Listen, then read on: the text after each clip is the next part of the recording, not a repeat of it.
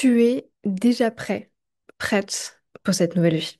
Parfois, tu te perds dans tes pensées et tu te dis, quand j'aurai fait ça, quand je serai à tel stade, quand j'aurai la sensation d'être prête, alors là, je passerai à l'action. Eh bien, aujourd'hui, sache que je te donne mon feu vert. Tu es prêt, tu es prête. Mean bread and butterflies. Oh, yes, of course. Hmm? Salut à tous, c'est Aude, j'espère que vous allez bien et on se retrouve aujourd'hui pour une nouvelle vidéo où on va parler de potentiel.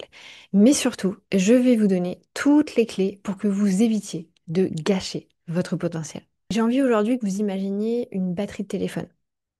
Votre batterie de téléphone, c'est vous, c'est votre potentiel. De base, elle a des paramètres de défaut. Peut-être que moi, je me réveille le matin, j'aurai 70% de ma batterie. Peut-être que vous en avez 30 ou 90. Le gros avantage des paramètres de défaut, c'est que ce sont des choses qui évoluent. Bien entendu, vous n'avez pas les mêmes paramètres de défaut que quand vous aviez 5, 10 ou 20 ans, ou bien plus. Maintenant, dites-vous bien que cette batterie de téléphone, c'est votre potentiel. Et la problématique, c'est que vous ne la chargez jamais. Ou du moins, vous ne la chargez jamais sur la bonne source. Du coup, vous êtes toujours à 20 ou 30% de votre potentiel. Et aujourd'hui, c'est le cas. La plupart des gens ne s'exploitent pas eux-mêmes. C'est-à-dire qu'ils se confinent dans leur zone de confort en se disant que c'est ça la vie, que c'est ça le bonheur. Et la problématique ici, c'est pas tant d'être dans sa zone de confort, c'est qu'en faisant ça, vous n'atteignez même pas le minimum de ce que vous pourriez atteindre si vous regardiez un petit peu mieux votre potentiel, si vous exploitiez un petit peu plus votre potentiel. Aujourd'hui, c'est exactement ce qui se passe. Vous êtes à 20% de ce que vous pourriez faire et en allant charger votre batterie de potentiel sur la bonne source, vous pourriez au moins monter à 50-60%. Dans cette vidéo, je vais vous proposer 6 conseils que vous pouvez commencer à mettre en place pour faire un petit chemin et commencer à avancer pour travailler et éviter de gâcher votre potentiel. Conseil numéro 1, je pense que je vais vous le répéter dans absolument toutes les vidéos. Vous devez prendre des décisions.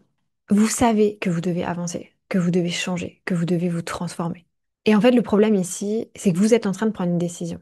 Et cette décision que vous prenez, c'est de ne rien changer.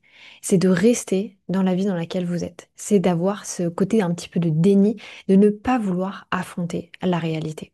Et c'est là où pour beaucoup c'est compliqué, puisque vous êtes dans le déni, vous le faites un petit peu de manière inconsciente. Vous continuez à nourrir cette vie qui ne vous plaît pas, mais vous n'en avez pas forcément conscience. Si jamais c'est un sujet qui vous intéresse vraiment, je vous invite à aller voir les dernières vidéos que j'ai fait sur le sujet. Il y avait plein de choses où on rentrait beaucoup plus en détail sur ce sujet-là, mais à la demande générale sous l'avant-dernière vidéo, je vous ferai une vidéo dédiée dans tous les cas à la prise de décision. Comme je vous le disais dans l'introduction, ici la problématique, c'est qu'en fait on a tendance, et ça c'est humain, c'est-à-dire que tout le monde le fait, à rester dans ce qui nous complaît, c'est-à-dire dans ce qui nous permet d'être dans une zone de confort sans forcément nous stresser, sans forcément nous envoyer vers l'inconnu. Et c'est d'ailleurs un mécanisme qui, peut-être comme moi, vous invite à regarder plusieurs fois la même série, plusieurs fois le même film, parce qu'on sait ce qui va se passer. Et du coup, il y a ce stress qui est complètement enlevé, qui nous permet en fait de vivre la situation à 100%. C'est vraiment un mécanisme de confort. Aujourd'hui, ce que je vous amène à faire, vraiment petit exercice, mettez à plat tout ce que vous avez envie d'obtenir et dans tous les cas, allez voir la vidéo que je vous ai fait mercredi dernier parce que vous devez pouvoir mettre à plat tout ce que vous avez besoin de faire pour atteindre la vie que vous avez vraiment envie de vivre. Dites-moi du coup dans les commentaires si vous voulez une vidéo sur ce sujet de prise de décision et peut-être qu'on pourrait faire des petites choses aussi avec l'IA par rapport à ça. Deuxième chose que je veux absolument que vous mettiez en place pour arrêter de gâcher votre potentiel, vous devez, à partir d'aujourd'hui, à partir de maintenant, à partir de cette vidéo, créer plus que vous ne consommez. Attention, j'ai bien conscience que beaucoup d'entre vous ne sont pas créateurs de contenu comme moi, donc je vais aussi vous donner des tips par rapport à ça. Les créateurs de contenu qui me regarderaient, vous devez, je le répète, créer plus que vous ne consommez. Pour vous, ça vous parle, puisque vous êtes dans la création, comme moi, vous créez potentiellement des vidéos sur YouTube, du contenu sur Instagram, LinkedIn, peu importe, vous avez une newsletter. Donc cette notion de créer plus qu'on ne consomme, elle a du sens pour vous. Mais c'est pas pour autant que vous le faites. Mais c'est pas pour autant que vous passez à l'action là-dessus. Donc je vais vous dire une phrase qui va peut-être vous faire un petit peu mal, c'est que plus vous consommez le contenu des autres, plus vous nourrissez les autres et moins vous vous nourrissez vous. Donc leur potentiel augmente puisqu'ils ont plus de vues, plus de commentaires, plus de retours sur leur travail, tandis que votre potentiel stagne. Et pour les autres qui ne seraient pas créateurs de contenu, je vous amène à apprendre à créer tout simplement. Pendant très longtemps, quand je travaillais chez Decathlon, on avait des rendez-vous annuels avec notre boss, bref, et une des questions, c'était, est-ce que tu trouves que cette année, tu as été créative? Et en fait, moi, j'ai toujours vraiment fait le lien avec la créativité, avec, je sais pas, par la peinture, l'art, etc., ce genre de choses, alors qu'en fait, être créatif, c'est juste le fait de créer. Peu importe ce qu'on va créer. Donc ici, réfléchissez, travaillez avec l'IA pour qu'il vous propose des choses par rapport à la création et mettez-vous à créer. Que ce soit parler avec d'autres personnes, que ce soit transformer une notion que vous avez apprise pour justement la transporter aussi avec un message plus fort. Que ce soit pour aider vos proches, pour vous aider vous, pour aider vos enfants, que ce soit vraiment des activités créatives, c'est-à-dire aller faire de la peinture, de la poterie, je ne sais, mais apprenez à créer. En fait, plus on est dans le mouvement, enfin l'humain, plus il est dans le mouvement, plus il est dans la création, mieux il va se sentir. Parce qu'il a vraiment cette sensation en fait d'avancer. La plupart du temps, ce qui est le plus dur à faire, c'est le premier pas. Et rappelez-vous que c'est pas du tout égoïste de faire les choses pour soi. Vous n'êtes pas forcément obligé de toujours les faire, donc toujours aider les autres, toujours créer pour les autres. Vous pouvez aussi uniquement créer pour vous. Et d'ailleurs, très bon exemple de création. Alors, c'est absolument pas moi qui l'ai fait, mais le petit pull que je porte aujourd'hui, c'est ma maman qui l'a fait de toutes pièces. Donc, il l'a crocheté, je sais pas comment dire en français, aussi crocheté, qui l'a crocheté de toutes pièces. C'est de la création. Alors oui, moi je le porte aujourd'hui, mais ça pourrait très bien être autre chose. Ça peut très bien être des créations pour offrir ou peu importe, mais ça c'est de la création. Et bah moi personnellement, ma mère qui est née dans les années 50, c'est sa manière à elle de créer, c'est sa manière à elle de créer plus qu'elle ne consomme. Donc essayez aussi de voir en dehors de ce qu'on voit de manière classique. Troisième conseil pour arrêter, éviter de gâcher votre potentiel, sans grande surprise, vous devez avoir un plan. Si demain vous voulez devenir médecin, vous allez aller faire des études de médecine. Vous n'allez pas vous réveiller un matin et vous dire je suis médecin, à moins que vous soyez Jean-Claude Roman pour ceux qui ont la ref. Même si vous avez la sensation que peut-être les autres, ça se passe comme ça, que d'un jour, du jour au lendemain, ils vont changer, ils vont faire les choses différemment, c'est pas vrai. En fait, il y a eu un travail qui a été fait et au bout d'un moment, oui, le résultat arrive, tout se met en place, mais ce cheminement-là, il a été fait depuis un moment. Vous n'allez vraiment pas vous réveiller un matin et tout aura changé pour vous. Donc ici, vous devez avoir un plan. C'est vachement en lien avec le premier conseil que je vous disais, le fait d'apprendre à prendre des décisions. Première décision que vous devez faire, c'est de mettre votre plan à plat.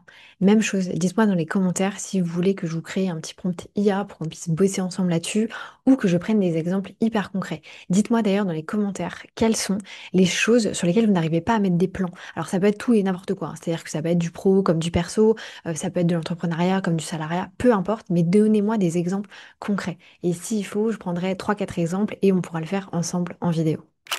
Quatrième conseil pour éviter de gâcher votre potentiel, sachez que si vous attendez le bon moment pour vous lancer, vous ne vous lancerez jamais.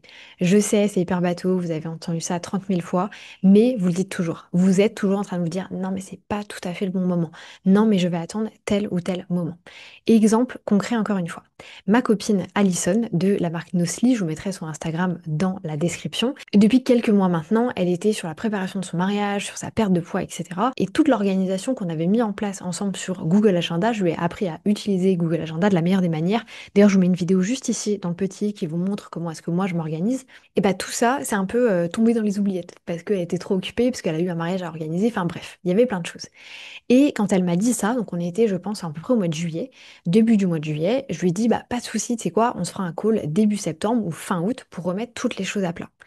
Et je suis moi-même tombée dans le piège. Je suis moi-même tombée dans le truc de non, mais ce sera le bon moment en septembre, ce sera le bon moment fin août. Mais pas du tout. Et pour vous montrer la réalité des choses, et vraiment, je suis trop fière d'elle qu'elle l'ait fait, elle a refait son Google Agenda. Et elle me l'a envoyé du coup, c'était quand? Le 20, donc c'est hier, elle m'a envoyé son Google Agenda en me disant tu vas être fière, je reprends Google Agenda. Mais oui, je suis complètement fière. Elle n'a pas attendu le bon moment. Elle est passée à l'action. Donc vraiment, cette vidéo-là, si vous avez du mal à vous organiser, vous êtes vraiment un petit peu éparpillé, vous savez pas comment mettre du time blocking, etc. Donc bloquez votre temps si vous voulez. On m'a aussi beaucoup gueulé dessus parce que je faisais des anglicismes. Désolée pour ça. Mais on en reparlera d'ailleurs dans une vidéo qui sort, je ne sais pas quand, mais on en reparlera. Bref, passez à l'action. Et comme je le répète aussi beaucoup, et je sais que certains d'entre vous vont se dire, au-dessus de répète vachement, mais en fait, plus je vous répète l'information, plus ça va rentrer dans votre tête et plus vous allez passer à l'action dessus. C'est pas le résultat qui compte, c'est le quotidien. Aujourd'hui, si jamais vous recherchez à être heureux, avoir la sensation de je suis heureuse, je me sens bien, j'exploite mon potentiel à 100%, ça va pas se passer d'un coup. C'est-à-dire, encore une fois, vous n'allez pas vous réveiller un matin et vous dire, ouh là là, je suis heureuse, j'ai mon potentiel à 100%. C'est les petites actions du quotidien qui vont faire que vos paramètres de défaut vont changer et que petit à petit, vous allez être dans une meilleure situation. Ça, vraiment, même chose. Si vous n'avez pas vu la vidéo qui est sortie, il me semble, vendredi dernier pour vous, qui est juste ici, je vous la remets là. Donc, c'était 10 minutes pour comprendre le livre Atomic Habits. Donc, à rien peut tout changer de James Clear. Il explique extrêmement bien le fait qu'il y a l'effet cumulé. Donc, c'est vraiment le fait de mettre des dominos les uns après les autres. Et à un moment, vous tapez vos dominos et il y a une explosion. Et le résultat final est là. Mais pour ça, il faut avoir fait des choses petit à petit. Et ça, c'est une notion qui est vraiment extraordinaire quand on l'a compris. Et d'ailleurs, alors je ne sais pas si j'en ai beaucoup parlé en vidéo, mais en tout cas, j'en parle vraiment à mon cercle d'amis proches entrepreneuriat, c'est que moi, aujourd'hui, à l'instant que je fais cette vidéo, j'ai l'impression d'être dans mon effet cumul. Vous allez peut-être tomber sur cette vidéo complètement par hasard, mais pour vous redonner un petit peu de contexte, moi, ma chaîne, alors, a toujours très bien marché parce que je me suis bien lancée, je savais ce que je faisais, j'étais sur une bonne niche, etc. Mais là, depuis 2 mois, je suis en train de vivre un effet cumulé de malade. J'ai fait un switch au niveau du contenu que je crée, au niveau de ma manière de transmettre. Je me suis rendu compte que c'était pour des vidéos comme ça que j'étais extrêmement bonne et j'ai fait ce switch. Et en fait, en faisant ce switch et en accumulant un certain nombre de vidéos, je suis en train, à l'instant T, de vivre ce fameux effet cumulé. Donc, cette sensation de le vivre, vous allez la voir si vous commencez dès maintenant à mettre des petites actions en place. Conseil numéro 5 pour éviter de gâcher votre potentiel, et vraiment celui-là, je pense que c'est un des plus importants, et c'est de comprendre que le passé ne se change pas. 80% de ce à quoi vous pensez ne va jamais se passer. L'autre 10%, c'est ce qui va se passer, et il y a un gros 10%, et d'ailleurs pour certains c'est plus bien entendu, c'est vous ruminer les choses. Et en fait, sachez que ça ne sert à rien d'avoir des regrets. C'est complètement normal, on en a absolument tous, mais ça ne sert à rien. Ça ne va pas vous aider, ça ne va pas vous transformer. Il n'y a pas un moment où vous allez pouvoir vous dire, ah, là ça va mieux. Vous ne pourrez jamais changer le passé. Si jamais vous êtes quelqu'un qui a tendance à avoir beaucoup de regrets, à ruminer énormément, à repenser à des situations du passé, à en vouloir aux gens, à être rancunier, rancunière, etc., je vous invite, de la même manière que avec le Master Life, vous pouvez avoir un carnet des journées incroyables, je vous invite à avoir un carnet des regrets et à noter en fait tous les regrets que vous avez. Encore une fois, différence entre regrets et remords. Les remords, c'est des choses qu'on a fait et qu'on regrette. Les regrets, ce sont des choses qu'on n'a pas fait et qu'on regrette. Donc en réalité, vous pourriez avoir un carnet avec vos regrets et vos remords. Et en fait, l'intérêt d'avoir ce fameux petit journal, et en soi, vous pouvez le faire sur une feuille, la chiffonner et la mettre à la poubelle ensuite, c'est que ça va vous permettre non pas de les garder, non pas de les comprendre forcément, mais de les accepter. Et en fait, moi, le jour où j'ai compris que j'étais pas obligée de tout comprendre, mais que je pouvais tout accepter, le fait d'accepter, c'était une décision dont j'avais le contrôle à 100%. Par contre, le fait de le comprendre, pas forcément, pareil, ça a un petit peu changé ma vie. Je vous donne un exemple concret. Il y a des années ça, je travaillais du coup pour Decathlon et j'étais responsable. Et en fait, moi, à l'époque, j'étais responsable et mon seul but, c'était de devenir directrice magasin. Mais pour devenir directrice magasin, ce que je suis devenue, il fallait que je passe par l'étape d'être responsable d'exploitation. Donc, tout ce qui était le stock, les vols, health and safety, etc., ce genre de choses. Bref. J'arrive du coup au moment où je suis à ça, d'avoir cette place-là, dans mon propre magasin. Et en fait, là, il y a un autre mec qui débarque, qui vient d'un autre magasin. Donc à l'époque, moi, je vivais en Angleterre, je suis française, et lui est anglais. Et en fait, au moment où j'étais à ça d'avoir la promotion, la personne en charge de nous deux me dit, écoute Aude, en fait, vous allez vous partager le rôle. C'est-à-dire que tu n'auras pas à 100%, tu n'auras pas vraiment d'augmentation de salaire, tu en auras quand même une petite, mais tu n'auras pas le rôle à 100%. C'est pas toi qui sera la personne officielle pour ce poste-là. Et lui non plus. C'est vraiment partagé entre vous deux. Donc de là, moi je me dis, ok, enfin, c'est un peu abusé, moi je suis là depuis longtemps, enfin bref, je suis en train d'attendre, ça me fait un petit peu chier. Finalement, les semaines passent, les mois passent. Ce mec-là en particulier voulait aussi la promotion autant que moi, honnêtement, parce qu'il voulait aussi être directeur magasin. Et finalement, il craque et il décide de partir, c'est-à-dire de changer de travail, donc il quitte en fait Decathlon. Et à peine il quitte Decathlon que mon boss vient me voir, il me dit, ok, t'as le poste, dès le mois prochain, enfin dès demain, entre guillemets, t'as l'augmentation de salaire, c'est toi officiellement qui as le poste, etc., etc. Et du coup, moi, je suis toute contente. Je me dis, bon, bah, c'est trop cool, etc. Enfin, ça me faisait plaisir, honnêtement. Je l'attendais depuis un moment. Et puis, les semaines passent et en fait, la personne qui était du coup mon patron à cette époque-là, on s'entendait très très bien. Et vu que la personne en question avait quitté Decathlon, si vous voulez, il a pu me révéler des petites choses un petit peu à droite à gauche. Et en fait, ce qu'il m'a dit, qui à l'époque m'a choqué, que j'ai jamais compris, mais que j'accepte, c'est que en fait, donc j'étais en Angleterre, encore une fois, j'étais française, et en fait, ce qu'il faut se dire, c'est que donc aujourd'hui, il y a le Brexit, donc la situation est un petit peu différente, je vous avoue. Mais à l'époque où moi j'y étais, donc il y avait déjà eu le Brexit, mais c'était vraiment le début du Brexit. En fait, il y avait beaucoup dans les magasins, enfin, peu importe les magasins d'ailleurs énormément d'Espagnols, de Français, de Polonais, de Roumains, etc. Enfin, c'était vraiment multiculturel, si vous voulez, chez Decathlon en tout cas. Et du coup, ils avaient énormément de mal à garder des Anglais en magasin. Et en fait, ces Anglais, surtout parce que donc, les Anglais payent pour leurs études, et quand ils font des études, on leur dit, bon, bah, tu vas gagner tant en sortant d'études. Donc quand on leur propose beaucoup moins, ils n'ont pas trop envie de rester. Donc c'est un petit peu compliqué pour eux, bref, je m'égare sur le sujet. Et du coup, le problème de cette personne-là, c'est qu'il voulait vraiment garder ce mec anglais. Parce qu'il était là, bah, en fait, il faut qu'on en ait, on n'en a pas assez, il faut qu'on garde des Anglais. Et en fait, à l'époque, ce que j'essaie de vous dire avec toute cette petite histoire, c'est que je n'ai pas eu le poste directement. Non pas parce que j'étais pas qualifiée pour l'avoir, parce que j'étais plus qualifiée que lui, mais parce que j'étais française. Parce que j'étais française et que lui était anglais. Et à l'époque, les, d'ailleurs, boss de mon propre boss lui ont dit, non, non, non. Tu ne donnes pas le poste à Aude, tu vas donner le poste à l'autre gars, l'anglais. Et mon boss a décidé que non, il a dit bah non, je suis pas d'accord. Parce que je comprends qu'on a besoin de garder les anglais, mais Aude est quand même meilleur, donc ça serait mal vu en fait si je fais ça. Donc on va couper la poire en deux, ils vont chacun en fait avoir une partie du poste. Ce que je veux dire par là, c'est que cette expérience, encore aujourd'hui, je ne la comprends pas. Je ne la comprends pas dans le sens où je me dis j'ai été meilleure que lui. Mais je veux dire, j'étais meilleure que lui à un niveau, enfin c'était voilà, c'était incomparable si vous voulez. Donc c'est un truc que je ne comprends pas, mais c'est un truc que j'ai accepté. En fait, le fait d'accepter, c'est quelque chose qui aujourd'hui me soulage énormément et j'ai pu passer au-dessus. Alors que j'aurais pu rester coincée pendant extrêmement, extrêmement longtemps sur un sujet comme celui-ci, mais il faut aussi apprendre à prendre des décisions sur les choses sur lesquelles vous avez totalement le contrôle. Et d'ailleurs, ça m'amène à un autre sujet. Je pense que je vous en ferai un épisode. J'ai déjà fait un épisode de podcast, mais à l'époque, j'ai pas du tout envie de vous le remontrer. Je refais un épisode de podcast sur le sujet, qui était un épisode où en fait je vous expliquais une technique qui m'a été apprise par un médecin de famille pour en fait faire de la place à ces problèmes. Et ce concept-là, en fait, j'ai trouvé hyper intéressant. Donc ça se fait avec le pendule, etc.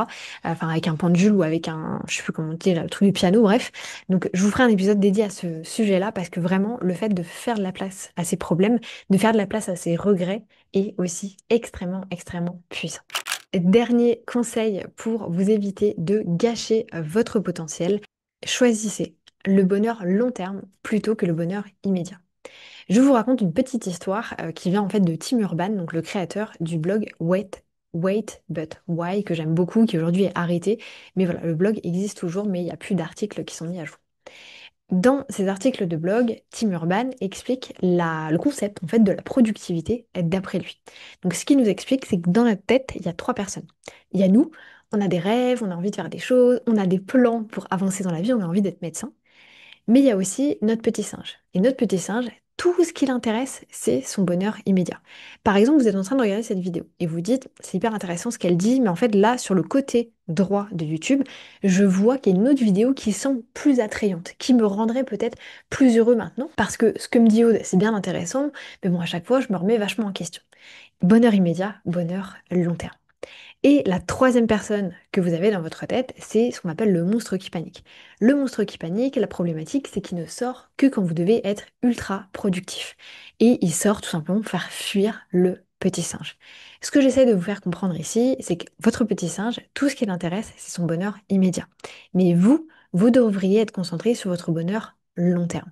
Et je sais que c'est dur et c'est un petit peu, alors non pas en contradiction avec ce que je vous disais tout à l'heure, le fait d'avoir des journées extraordinaires, que tout se passe dans le quotidien, mais vous devez tabler sur votre bonheur long terme.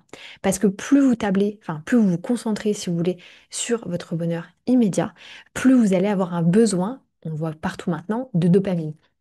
C'est-à-dire que votre bonheur immédiat, il se remplit très très vite, mais il redescend aussi très très vite.